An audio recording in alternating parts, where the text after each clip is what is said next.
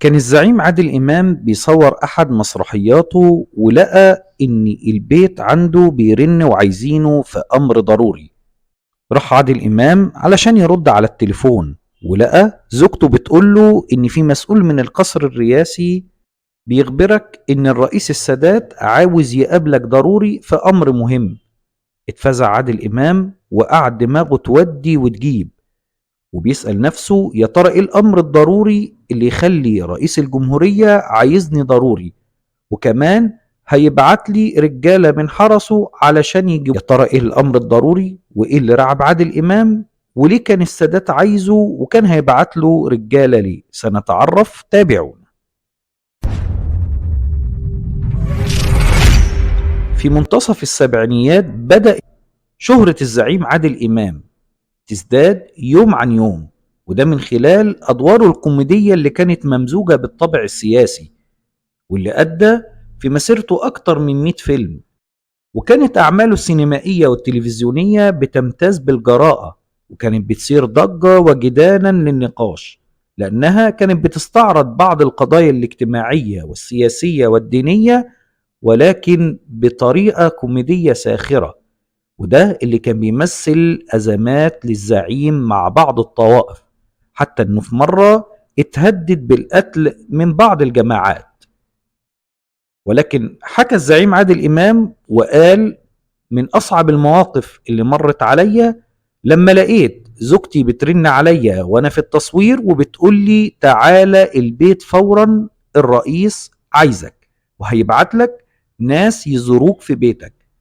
قال ساعتها فضلت دماغي تودي وتجيب، وقال ممكن يكون في مشكلة بسبب المسرحية اللي كان بتتعرض وقتها اللي كان اسمها قصة الحي الغربي، وقعد يفتكر ان كان فيها مشاهد كتير بتنتقد الاوضاع داخل مصر ولكنها كانت بشكل كوميدي ساخر. قال فرجعت بسرعة على البيت قبل ما يجي الناس اللي من القصر الرئاسي من طرف الرئيس السادات، وانا بفكر ان ممكن تكون المسرحية اغضبت الرئيس وان الاتصال ده ممكن يكون بسبب ده. فتوجهت على المنزل في الفور، وفجأة وانا واقف في شرفة المنزل بصيت لقيت جت سيارة فخمة ووقفت قدام باب البيت، ونزل منها 4 أشخاص كبار وكانوا لابسين ملابس بيضة وبدأوا يخبطوا على الباب. قال الزعيم أنا اعتقدت إن الضيوف دولت من مستشفى الأمراض العقلية وإن هم جايين علشان يودوني المستشفى، ولكن اتفاجئت بإن معاهم علبة ضخمة كبيرة وخرجوا منها شيء غريب وهو كان كلب، وقالوا له إن الرئيس السادات بيهديك الكلب ده. كان معروف عن الرئيس السادات إن هو كان بيحب الكلاب وتربيتها، ولكن ما كانش بيصرح دوت. بمتابعته لعادل إمام عرف من أحد اللقاءات إن هو كان بيحب برضه تربية الكلاب، لذلك قرر إن هو يهديه الكلب بسبب بعض الأعمال أو بعض نجاحه وشهرته اللي سببها في الوقت ده.